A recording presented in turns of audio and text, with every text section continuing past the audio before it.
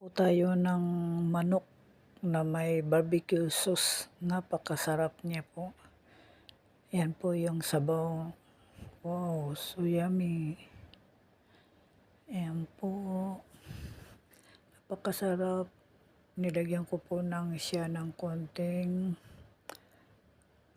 patatas. Ayan po. Napakasarap ng barbecue sauce. Nilagay ko po. Ayan. Kung bago lang po kayo sa akin channel, please don't forget to subscribe and like and share para updating po kayo sa sunod ko ng mga video. Thank you for watching guys. Love you all. Ayan po ang aking niluto. It's ready.